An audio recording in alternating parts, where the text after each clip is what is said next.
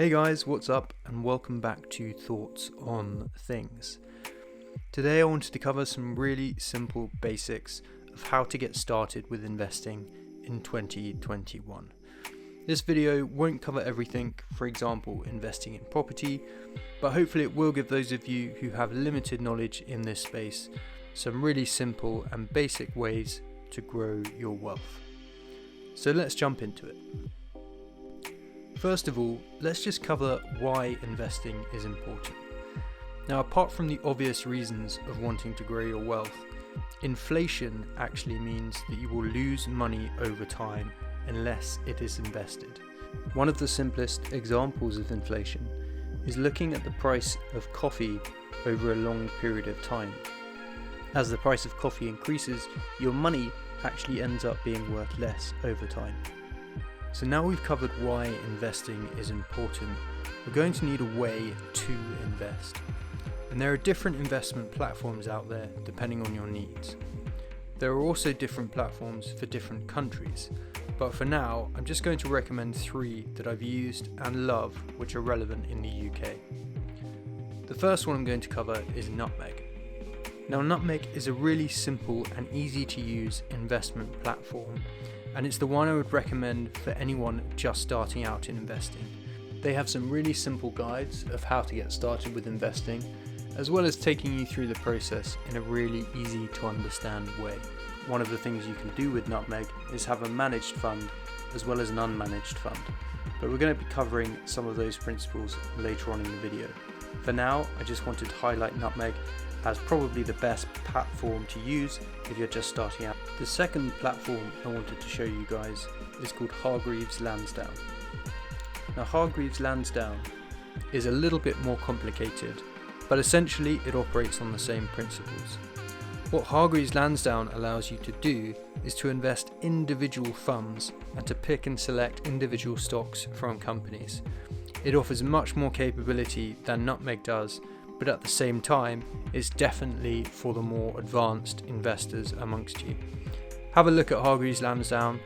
There's different ways to set it up so you can keep things simple, but it's not something I would recommend if this is your first investment. And finally, I just wanted to cover another option, which is Standard Life. Standard Life, amongst other options, is one of the ones I'd recommend for pensions. Pensions are slightly different to usual investments in that you want them to be invested over a long period of time in a relatively safe way. I've found that Standard Life from a pensions perspective is just much easier to use and much more simple than some of the other platforms I've mentioned. Both Nutmeg and Hargreaves Lansdown do have pension options, but to be honest, Standard Life I've found is a much better option for this.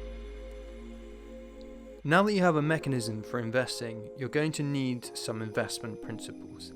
This is where this video gets really important. Regardless of whether this is for your pension or for your personal finances, here are my top 5 principles which I would try and stick to if you're just getting started with investing this year. So the first principle is to only invest what you are willing to part with.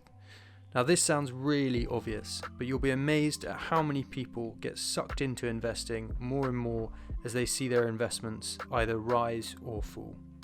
Never ever leverage your money beyond what it is worth, and don't get drawn in to advertisements allowing you to over leverage your personal wealth in the promise of a huge gain. Definitely only invest what you're willing to lose. That's principle number 1. The second principle is to never invest in individual companies or stocks.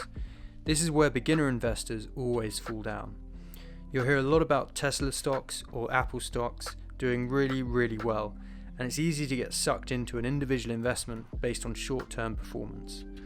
But individual companies can disappear, and it's really very risky unless you know a lot about the business and how it operates, as well as its long-term prospects. So instead of doing this, you need to invest in funds. Our fund is essentially just a collection of individual investments, often managed by a fund manager, who selects specific investments based on what that fund is trying to achieve. For example, if you invest in an environment or sustainability fund, then they will try and invest in the best companies related to that pursuit. Funds are a safer investment because they spread the risk across multiple different companies, so if one goes bust, it won't damage your portfolio.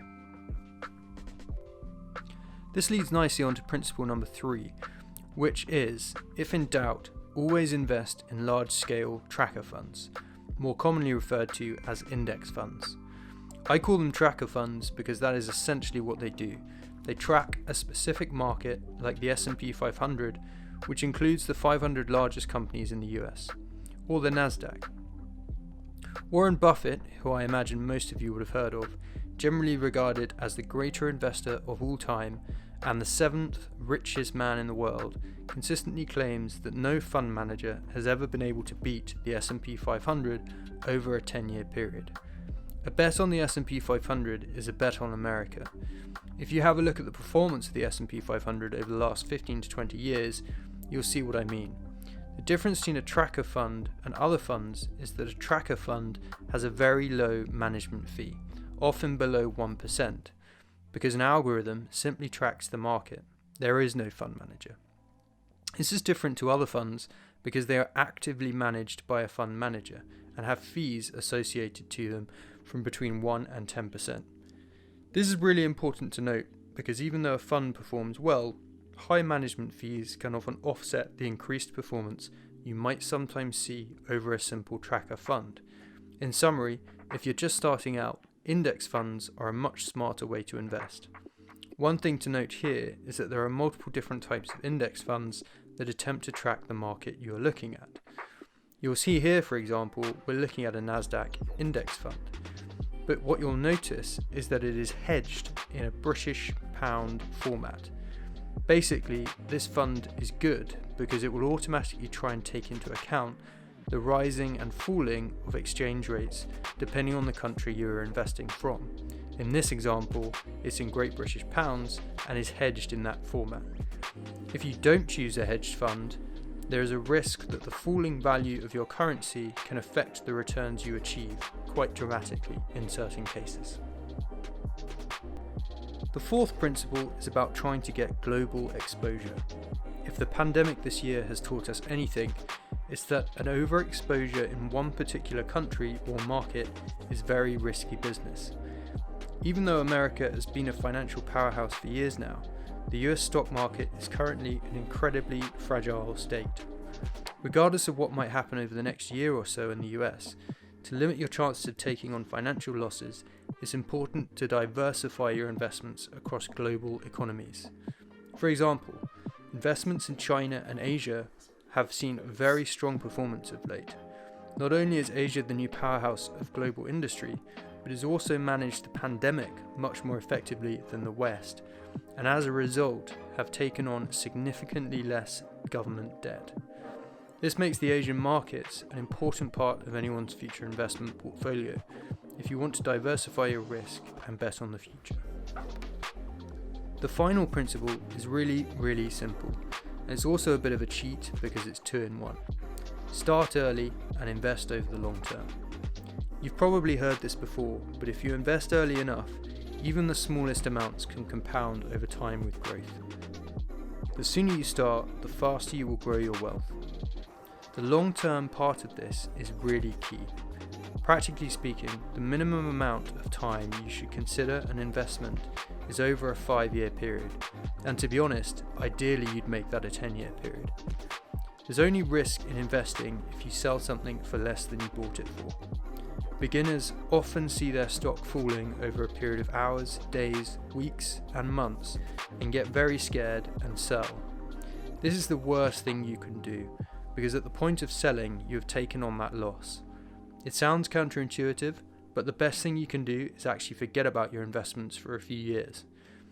P.S. As a final side note, consider investing in funds that specifically target environmentally beneficial companies and avoid unsustainable businesses like oil and tobacco. This is a pretty safe bet for the long term. So guys, those are just some simple investment tips to help you get started in 2021. Let me know if you guys found this useful and whether there's anything else you wanted to know more about. Hopefully you enjoyed the video and I hope to see you back again soon.